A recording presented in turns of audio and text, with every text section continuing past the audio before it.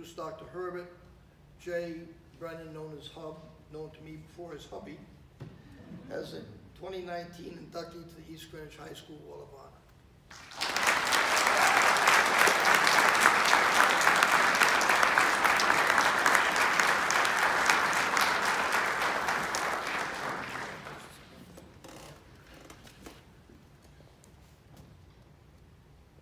Well, good evening, everyone. I'm convinced that I'm here because of some giant mistake. And it makes me nervous. But I might just pull this off. As long as my report cards are no longer anywhere to be found in this building, and as long as Coach Swanson may be old enough to have forgotten much of my mischief, maybe I'll be lucky and the committee won't rescind this award at the last minute here. And while we all miss him dearly, I'm fortunate that Lou Leprey's not here, because every time I saw him, he reminded me that I still owed him 3 nights of detention.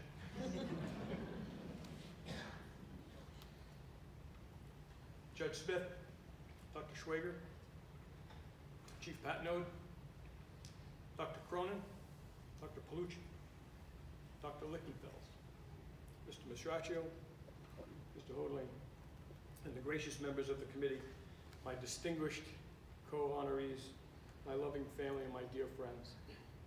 This tonight for me is the honor of a lifetime. Yet I insist that it's undeserved. That wall outside is covered with the names of true giants in the history of this town. It's a town that I love deeply. Many are mentors and friends. All of them are characters. Some of them sit in this room tonight. Many have passed. All are my heroes. There are heroes. And I simply pale among them. My dear friend Tadayusi, his nephew Bruce, Don and Sue Kachiri that Aaron mentioned, Nick Kachiri, Ducky Cattell, Marion Fry, Bob Farrell, Freddie Miller, Howard and Lenny Silverman. They tell us who we are as a town. Paul Testoni said to me recently that while our lives take many twists and turns along the way, that in the end, as we look back, the path of our lives will appear as a straight line. And I know he's right. For me, the twists and turns began pretty early, and I'll walk you through just a few of them and introduce you to some friends here along the way. The original Brennan homestead was on Main Street where the Starbucks coffee sits today, or by Rhode Island directions, Starbucks is where the Brennans used to live. Next to what was then the Union Block housing project. Mom and Dad met working in a hotel on Block Island. She played the piano, he was a bellhop. I have 5 siblings, my brother John, who has passed, Jean, George, Dib, and Mary Jane. We moved to Cedar Heights, where I met my dearest childhood friend, Paul Benson, who's here tonight, whom I love. Thanks, Paul, for being such a great friend, and thanks to you and Nancy for coming tonight. I started outside of public schools, but after the Catholics roughed me up some, I landed safely at Eldridge School with friends like Bonnie and Andy Carrera, who is here and sitting in the back tonight. Thank you for coming. And we had a ball.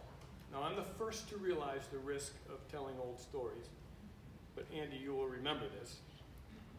Mr. Foster, the principal at Eldridge School, having us make 100 snowballs each with our bare hands and stack them in very tidy pyramids on either side of the entrance to the school.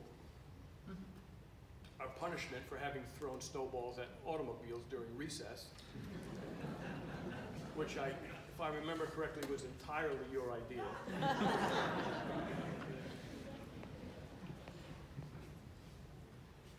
It was education at its finest. Then to Cole Junior High, where again, Lou Leprey kept us in line, or attempted to keep us in line, where Mike Bosch, Coach Monks, Tony Malvito allowed us to grow and maybe even learn something in the process. It was there that I met Dr. Anthony Dacchioli, my woodshop teacher. Tony and Christine are here tonight, and thank you very much for coming. Tony, you are as certain not to recall this as I am to remember it. But as we grew to know each other back then as teacher and student, you were the first person in my recollection who treated me with respect and treated me as an adult. I was only a kid, confused in all the ways that an 11 or 12-year-old kid will be confused. Yet you conducted yourself and treated me with such dignity and respect. I've never forgotten it. And it's mutual, and still is.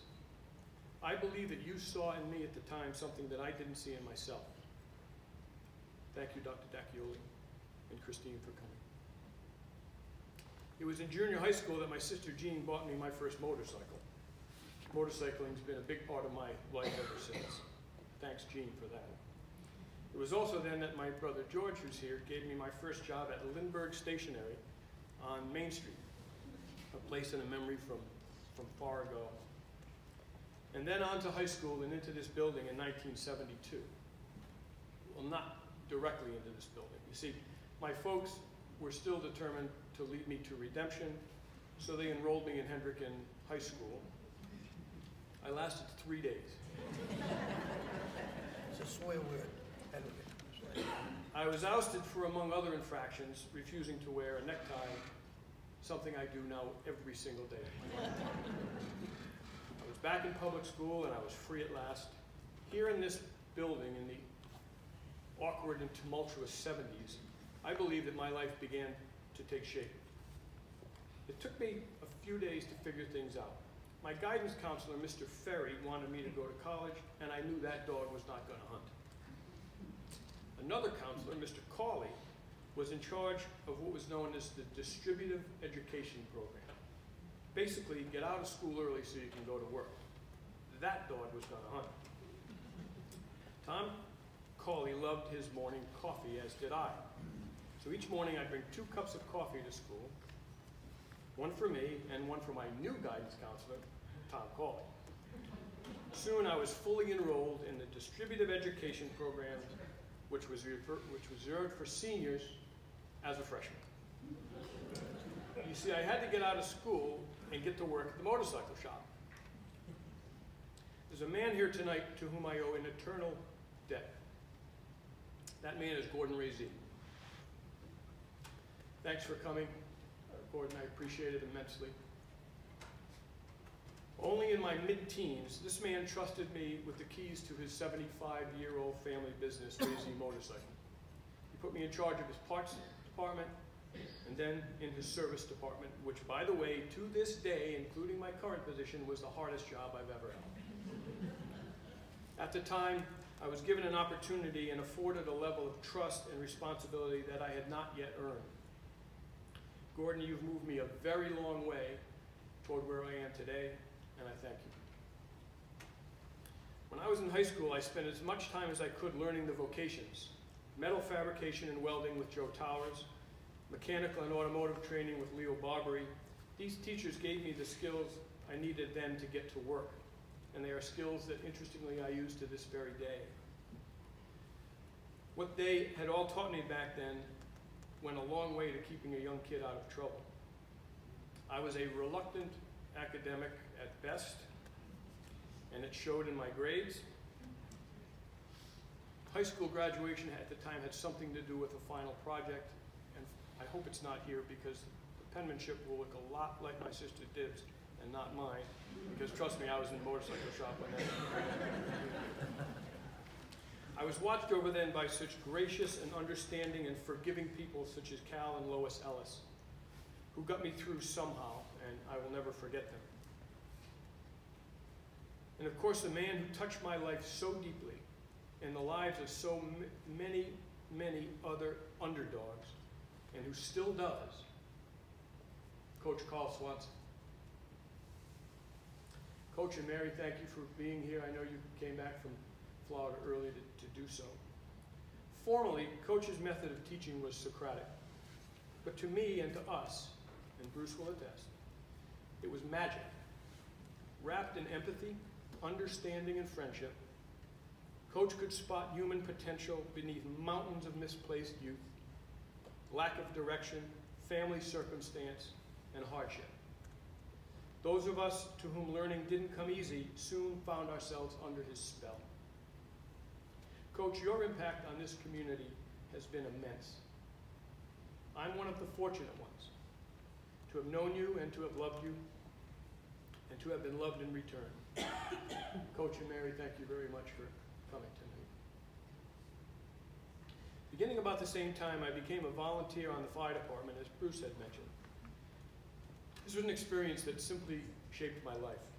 Our elders, Popeye Cookson, Art True, Big Jim Mackney, they became our surrogate fathers. I thank Chief John Pearson tonight, a very dear friend. John got me started on the fire department and took me under his wing. He taught me how to drive a fire truck. Chief, thank you very much. There I met those who would become my best lifelong friends. We formed unbreakable bonds, the result of sharing unimaginable experiences and trusting each other with our very lives. And we were so very young. Paul Testoni is here. Paul's an extremely multi-talented man, and my new music teacher. Thank you, Paul and Pam, for coming. Chief George Anderson, a brilliant man, courageous and a leader among men. Skip, maybe we will write that book someday. You're absolutely right, nobody will believe it. You've been my biggest defender and a trusted friend, and I thank you for coming tonight. Bob Farrell, a Wall of Honor alum, very active on the fire department. Bob gave me a job at the East Greenwich Pendulum as a freelance photographer way back then. Out of kindness, I suppose. I wasn't very good at it. Bob, there I learned of your depth of talent, your passion, and your heart. Thank you for being here tonight. My dear friend Stan Isabel, another who should probably write a book. Stan, your kindness has no limit. You have a warm heart bigger than your body. Thank you for your endless friendship. And Chief Bruce Cooley. Friends throughout, always by my side, at the most precious and important and sometimes the most difficult times. Thank you, Bruce and Nettie, forever and for everything. I rose through the ranks of the fire department and was elected as an assistant chief in the mid-'80s. There I served and was mentored by my personal hero, Chief Donald Rhodes, a remarkable guy and a true American patriot. He taught me leadership and patience, and again afforded me far more responsibility than I deserved. He lost his right arm in France during World War II, and he humbled me deeply the day he suggested that I was its replacement. Casey Rhodes, his granddaughter, of whom he was so very proud, is here tonight representing her grandfather and the family. Casey herself is a remarkable woman, an accomplished athlete. She's an executive with the Special Olympics and took important time from her work tonight to be here. Casey, thank you very much for doing so. From East Greenwich Fire Department, I went to work for the North Kingstown Fire Department, and at the same time attended Providence College as a pre-medical student. While in North Kingstown, I worked for Lieutenant Arthur Bennett, who sits in the audience tonight. Art's one of the finest people I know. Art's skills at keeping me out of trouble became finally honed. Actually, that's not true. Art, your skill, I got myself into trouble. Your skill was getting me out of trouble, if the truth be told. Art and Carol, I love you both, and thank you for being here. In 1988, I left the job, sold a house on Marlborough Street that my friend David Purvis and I owned, and moved to Chicago for medical school. My plan was to train in the most diverse, disparate, and intense environments that I could find, and then bring that level of training back to my hometown, and bring that perspective back to my hometown, which I did, and the experience has served me quite well. While I was in Chicago, I met a truly remarkable person, Charlie Cronin, a fellow medical student, fellow Rhode Islander. We finished medical school a year apart, and we completed our medical residencies together through Brown University, and joined each other in practice here on Route 2 25 years ago. Make no mistake that Dr. Charles Cronin is one of the most honest, trustworthy, decent, and devoted people and physicians on the face of this earth. Charlie, it's my honor to work beside you every day. Dale and I are very grateful that you and Julie and your girls have become such a big part of our life. Like many of you, I've always tried to remain civically involved. Dr. Schwager, as a perfect example, will agree doing so is the key for caring for each other as a community. I was never so proud as the day our family friend and our friend indeed, Don Kachiri, became our governor. A hometown boy and girl, as Aaron points out, did good. They served with grace and distinction. During his tenure, the governor and Ken McKay, as chief of staff, asked me to chair the Rhode Island Judicial Nominating Committee. I was to be the first non-attorney to do so. The appointment was an extreme honor for me, and the second hardest job I've ever had, second to working for Gordon. And it was a flattering display of confidence at the time by the governor. Over the past few years, I've rediscovered my love of music and the guitar that I played so much as a kid. It brings me pleasure and simply fulfills my life. And by way of some unexplained and incredible good fortune, I'm being mentored by 3 world-class musicians, Paul Testoni, G.E. Smith, and D.C. Culp, who's here this evening. D.C. is the national first-call musician. He's an artist and music producer, a civic leader, and he's an absolute gentleman. I'm under their wing. Paul and D.C., I'm very humbled. Please don't give up on me. Stick with me. So the motorcycle shop, the fire department, practice of medicine and music. Dale often asks and worries, quite frankly, what my next bright idea is going to be. Well, I don't have one, but who knows? My pursuit now, quite frankly, is simply to seek inner peace and to continue to try to help others as best as I can. Truthfully, I would be nowhere, particularly not here tonight, if not for all of you, and without the love and support of my dear family and friends. The Bailey family is here. These people are absolute institutions in the town of East Greenwich. Mrs. Olson is here, matriarch of our town. George and Jane, Dib, Randy, Brian, Rod, Lisa, Carl, and Ben, who I love so much. Will and Chris, you're such dear friends. Jim and Lori, thank you. Jimmy and Ivona, John and Diane, Bill and Barbara, Joan Park. Steve Aronakis is here. And above all, my wife Dale. I love you more, and honor you more, and owe you more, and need you more than any words here can ever express. We met 35 years ago. We've been married for 25 years. From the bottom of my heart, I love you. Because all of you have somehow seen in me that what I didn't see in myself, and because all of you have trusted me and challenged me, cared for me and loved me, beyond at times my ability to do so myself, in truth, I'm not here tonight because of me. I'm here tonight because of you. This honor is at once both welcomed and undeserved. I'll treasure it for all of my remaining days. Thank you to the committee. Thank you to East Greenwich. I love you all.